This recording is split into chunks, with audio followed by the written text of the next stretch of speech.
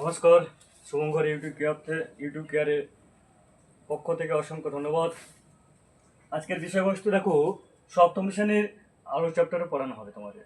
সপ্তম শ্রেণীর আলো অর্থাৎ লাইট, যেটা বলছি লাইট চ্যাপ্টারটা, এটা 1.2 অর্থাৎ প্রথমে দিকে দেখো দ্বিতীয় নম্বর অধ্যায় আলো বিষয়টা আছে। আজকের ক্লাস 7-এর আলো সম্পর্কে আমরা আলোচনা করব। আজকের আলো সম্পর্কে জানতে গেলে আজকের মেন টপিক্সে ঢোকার আগে কিছু কথা বলি। আমরা যে বিষয়বস্তু নিয়ে আলোচনা করছি, বিভিন্ন টপিক্সে উঠে তোমরা তোমাদের মতামত একটু জানো, কেমন লাগছে, কী বিষয়। আমাদের ভিডিওটা হয়তো সেই সাফিসিয়েন্টভাবে হচ্ছে না, পরবর্তী দিনগুলোতে একটু যাতে আরও অ্যাডজাস্টমেন্ট করা যায়, একটু ভালো করা যায়, চেষ্টা করছি। দেখো, আজকের আলো বলতে যে আমরা বিষয়টা সবাই জানি, অবগত, যে আলো ছাড়া এই দুনিয়া বা পৃথিবীতে আমাদের কারোর পক্ষে বেঁচে থাকা সম্ভব না। আলো আমাদের প্রত্যেকের দৈনন্দিন চাহিদা, যে আলো আমাদের প্রত্যেকের প্রয়োজন। আমরা যে জিনিসগুলো দেখছি পৃথিবীর বুকে, সমস্ত কিছু জগৎ সবই আলোর মাধ্যমে। আলো না হলে আমাদের কী লাগতো? অন্ধকার লাগতো। আমাদের চোখে দুনিয়া কী লাগতো? অন্ধকার, তাই না? তাই আলো অর্থাৎ এই আলো সম্পর্কে ব্যাখ্যামূলক কিছু ঘটনা, কিছু কথা, কিছু প্রশ্ন, কিছু আলোচনা, এই সম্পর্কে তথ্য নিয়ে তোমাদের সামনে তুলে ধরবো। আসি মেন টপিক্সে। দেখো, আলোটা বলতে আমরা যদি মেন ধরি, মেন টপিক্সটা কী বলা আছে, আলোটাকে যদি আমরা মেন টপিক্সের যে বিষয়বস্তু, সেই আলোর উৎস যদি প্রাথমিক পূর্বে বলি সূর্য হচ্ছে আলোর উৎস। তারা নির্দিষ্ট উৎস থেকে নির্গত যে শক্তি, তারা নির্দিষ্ট উৎস থেকে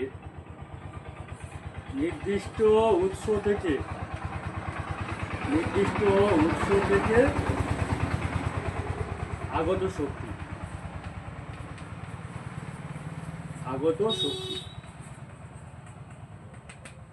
তার নির্দিষ্ট উৎস থেকে আগত যে শক্তি, সেটা যেটা বস্তুরূপে প্রতিফলিত হয়, বস্তুরূপে পড়ে, সেটা বলা হচ্ছে কি, যেটা আমরা দৃশ্যমান, যেটা আমরা চোখে দেখছি, সেটা বলা হচ্ছে কি লাইট। অর্থাৎ নির্দিষ্ট উৎস থেকে যে সমস্ত আগত শক্তি যেটা বস্তুর উপরে পড়ে, প্রাণী জগৎ পৃথিবীর উপরে পড়ছে, সেটা আমরা কি বলছি? আলো বলছি।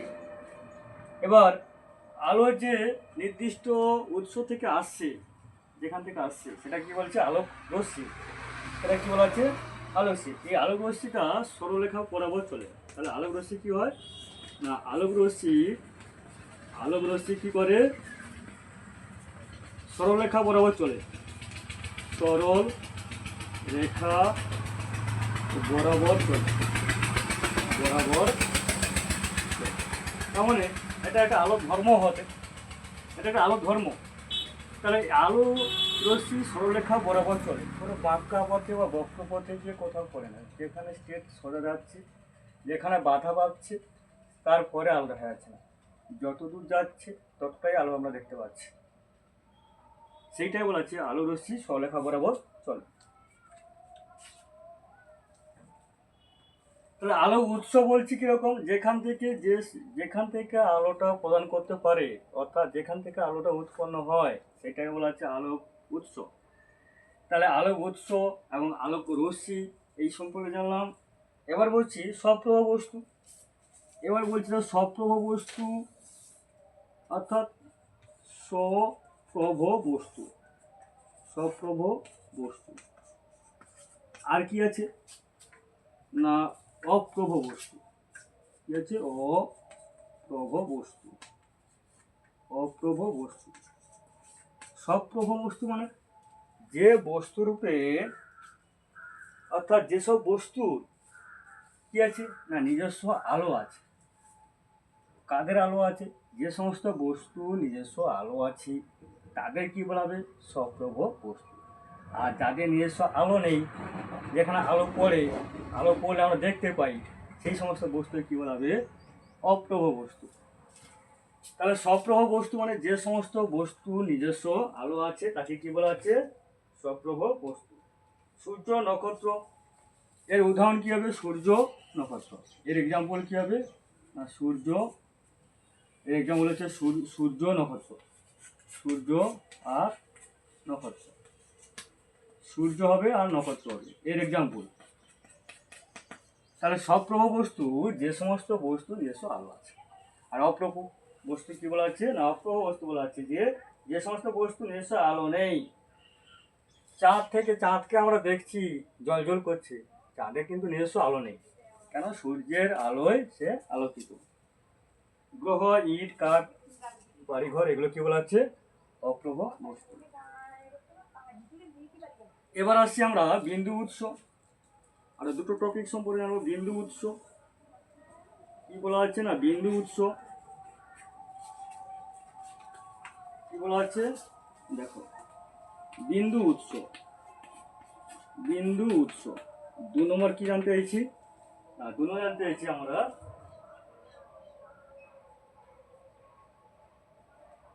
বিস্তৃত উৎস, বিস্তৃত বিস্তৃত উৎস, বিস্তৃত উৎস। বিন্দু উৎস যেটা বলা হচ্ছে যে যেসব উৎসের দৈর্ঘ্য, প্রস্থ, উচ্চতা কিছু নেই, মানে বিন্দুর কথা বলেছে, বিন্দুর কোনো দৈর্ঘ্য, প্রস্থ, উচ্চতা কিছু নেই। তাহলে বিন্দু যেমন দৈর্ঘ্য, প্রস্থ, উচ্চতা নেই, অর্থাৎ যেখান থেকে আলোটা আছে বা আলোটা আসছে বা উৎস, সেইটাই বলা হচ্ছে বিন্দু উৎস। শুধুমাত্র অস্তিত্ব আছে তাকে বলা হচ্ছে বিন্দু উৎস। দেখো টর্চের মুখে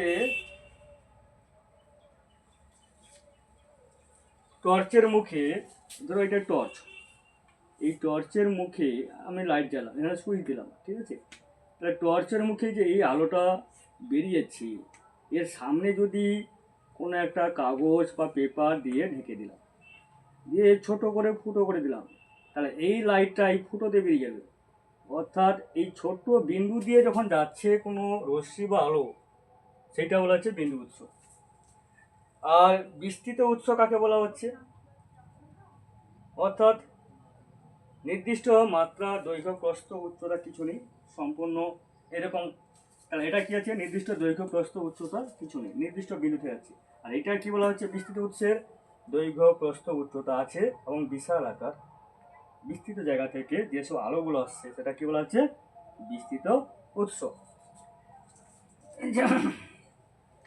সূর্য, দেখো সূর্য থেকে যে আলোটা, রশ্মিটা আমরা পাচ্ছি সূর্য, সেটা হচ্ছে অনেক বড় এলাকার জায়গা, সেখান থেকে বিস্তৃত উৎসটা বলা যেতে পারে।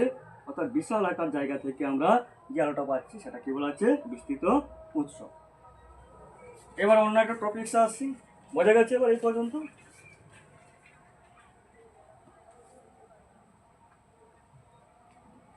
এবার দেখো আলোকীয় মাধ্যম, আলো কোন কোন মাধ্যম দিয়ে যেতে পারে। আলো তো সব মাধ্যম যেতে পারে না, যদিও যায় তাদের গতি প্রকৃতি বা কেমন হতে পারে।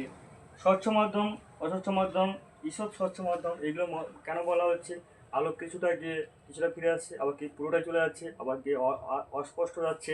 তাহলে এগুলো বলা হচ্ছে কি মাধ্যম। অর্থাৎ স্বচ্ছ মাধ্যম মানে কি, যে মাধ্যমের মধ্যে দিয়ে আলো সহজে চলাচল করতে পারে তাকে কি বলা হবে স্বচ্ছ মাধ্যম। অস্বচ্ছ মাধ্যম কোনটা বলা হবে, যে মাধ্যমের মধ্য দিয়ে আলো একেবারেই যেতে পারে না। তা তুমি আলো এখানে উৎস হলো, অর্থাৎ আলো যেখান থেকে আসছে তুমি সেখানে যদি কোনো একটা গাঢ় করে দাও, পিছনে কি হবে অন্ধকার, আলো অন্ধকার হয়ে গেল, তাহলে আলোটা এদিকে যেতে পারলো না, সেইটা বলা হচ্ছে কি অস্বচ্ছ মাধ্যম। আবার ঈশ্বর স্বচ্ছ মানে যে মাধ্যমে দেখো কিছুটা আলো যেতে পারে, আংশিক যেতে পারে, আবার কিছু যেতে পারে না, যে মধ্য দিয়ে আংশিক চলাচল করতে পারে ঈশ্বর স্বচ্ছ মাধ্যম বলা হয়। যে ঘষা কাচের মধ্যে কিছুটা আলো আসছে কিন্তু পুরোটা আসছে না, হ্যাঁ, তেল মাখা কাগজ হতে পারে, ট্রেসিং পেপার হতে ইত্যাদি, এরকম একটা ব্যাপার থাকে। তাহলে এগুলো কি বলা আছে ঈশ্বর স্বচ্ছ মাধ্যম। এবার আসছি দেখো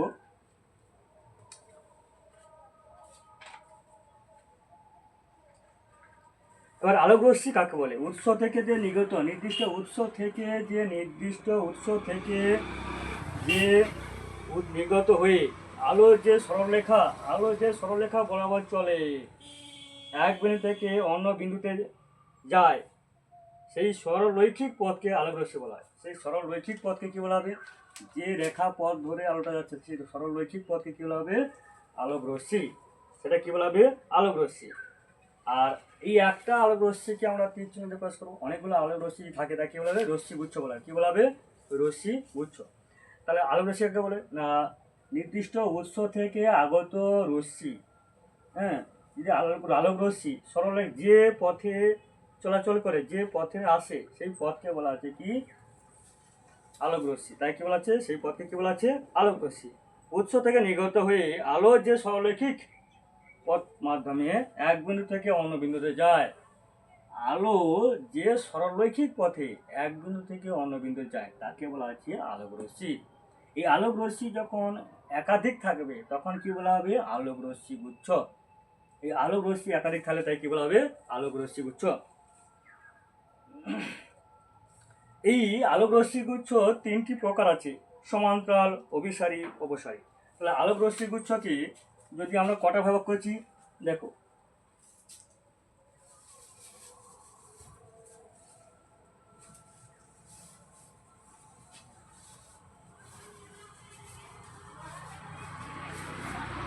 তাহলে আলোক রশ্মি গুচ্ছকে তিনটি ভাগে ভাগ করছি। আলোক রশ্মি গুচ্ছকে কটা ভাগ করা আছে না তিনটি ভাগে। তাহলে কি কি দেখো না, আলোক রশ্মি গুচ্ছ কি বলা আছে না আলোক রশ্মি গুচ্ছ কটা ভাগ করা আছে আর তিনটে পার্টে ভাগ করা আছে, তিনটে পার্টে ভাগ করা।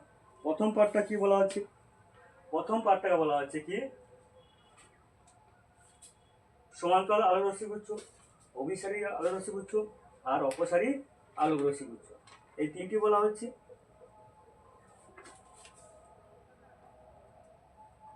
তাহলে কি বলছি না সমান্তরাল রশ্মি গুচ্ছ, দেখো বলছে সমান্তরাল রশ্মি গুচ্ছ, কি বলছে না সমান্তরাল রশ্মি গুচ্ছ, এইটা বলছে সমান্তরাল রশ্মি গুচ্ছ।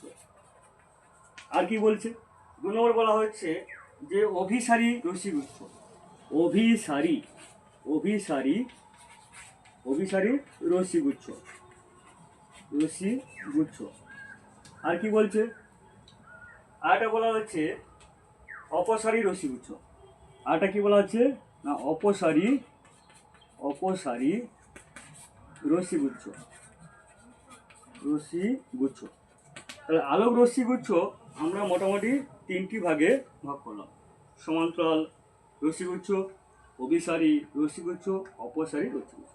আচ্ছা, যে সমস্ত আলোক রশ্মি সমান্তরালভাবে আসে অর্থাৎ সমান্তরালভাবে থাকে, এইরকম সমান্তরালভাবে পড়ছে, তাহলে সেই সমস্ত রশ্মি গুচ্ছ কী বলা হবে সমান্তরাল রশ্মি গুচ্ছ। আর অভিসারী কি বলা হচ্ছে,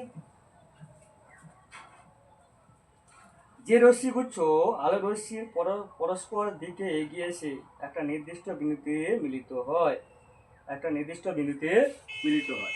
তার মানে হচ্ছে অনেকগুলো আলোক রশ্মি এরকম গিয়ে একটা বিন্দুতে মিলিত হয়, তাকে কি বলা হবে, তাকে বলা হবে এরকম তাহলে কি বলা আছে না অভিসারী রশ্মিগুচ্ছ। আর এরকম তাহলে কি বলা আছে সমান্তরাল রশ্মিগুচ্ছ। তাহলে অভিসারী রশ্মি কাকে বলে না কতগুলো আলোক রশ্মি পরপর একটা নির্দিষ্ট বিন্দুতে গিয়ে মিলিত হয়, তাকে বলা হচ্ছে অভিসারী রশ্মিগুচ্ছ। আর অপসারী রশ্মিগুচ্ছ দেখো নেক্সট লাস্টেরটা, যে আলোক উৎস থেকে নির্গত হওয়ার পর যে রশ্মিগুচ্ছ আলোক রশ্মি পরপর থেকে দূরে সরে যায়, অর্থাৎ একটা নির্দিষ্ট বিন্দু থেকে উৎস হয়ে কী করছে না পরপর দূরে দিকে সরে যাচ্ছে। আর এরকম রশ্মিগুচ্ছ কি বলা হচ্ছে কি না অপসারী রশ্মিগুচ্ছ। কি বলা আছে অপসারী রশ্মিগুচ্ছ। আজকের আলো অধ্যায়ের এই পর্যন্ত আমরা শিখলাম। পরবর্তী ক্লাস নেক্সট ক্লাসে বা নেক্সট ভিডিওতে আমাদের জানিয়ে দেওয়া হবে এবং বুঝিয়ে দেওয়া হবে আলো সম্পর্কে। তোমরা দেখতে থাকো, এইভাবে তোমরা শিখতে থাকো। তোমরা এই মাধ্যমে কী কী শিখলে, কী জানলে কমেন্ট বক্সে জানিয়ে দিও। ভিডিও যদি ভালো লাগে লাইক করো, একটা শেয়ার করো। থ্যাংক ইউ, ধন্যবাদ।